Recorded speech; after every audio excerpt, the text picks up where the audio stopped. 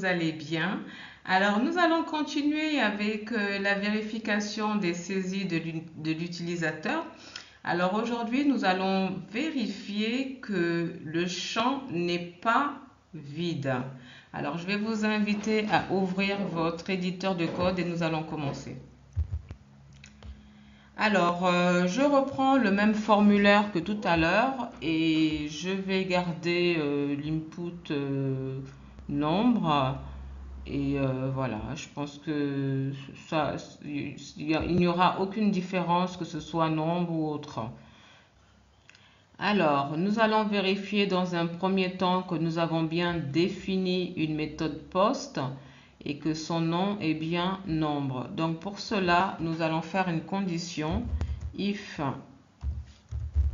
i7 $ post nombre.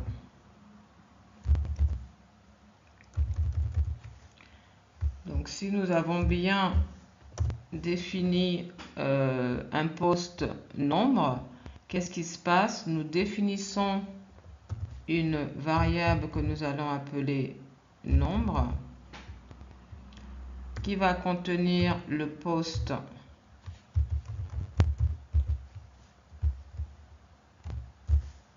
nombre, point virgule.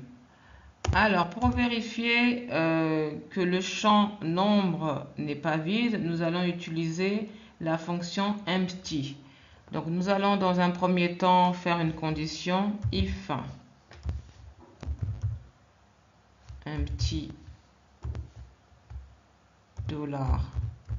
$nombre.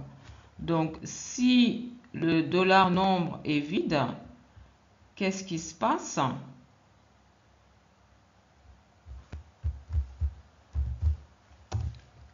Nous allons dire donc echo veuillez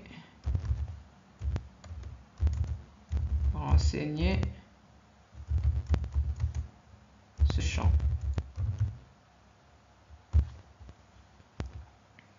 Voilà. Donc, maintenant, si on a bien renseigné le champ, qu'est-ce qui se passe? On va dire echo vous avez mis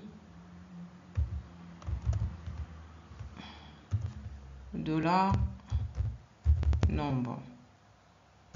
Voilà. Donc, c'est tout. Comme vous pouvez le voir, c'est pas très compliqué. Nous avons vérifié que nous avons bien un post nombre. Nous avons défini une variable nombre et nous y avons assigné le post nombre. Ensuite, nous avons vérifié que la variable nombre n'est pas vide. Si c'est le cas, si la variable est vide, nous envoyons un message pour dire qu'il faut renseigner ce champ.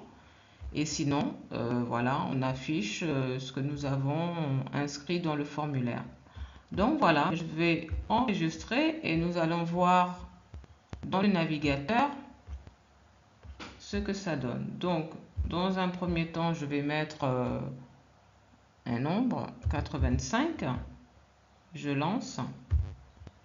Vous avez mis 85, d'accord? Bon, maintenant, dans le cas où je ne mets rien du tout, je lance. Veuillez renseigner ce champ. Donc, voilà. Donc, comme je vous l'ai dit, il n'y a absolument rien de compliqué. J'espère que j'ai été assez claire.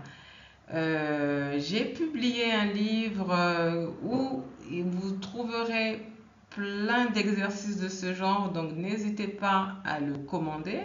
Il s'appelle PHP MySQL de 0 à Pro. Donc je mets dans la description le lien pour aller directement vers ce livre sur Amazon. Si vous avez des questions, n'hésitez pas à me les poser dans la description. Et je vous dis à bientôt dans un prochain tuto. Au revoir.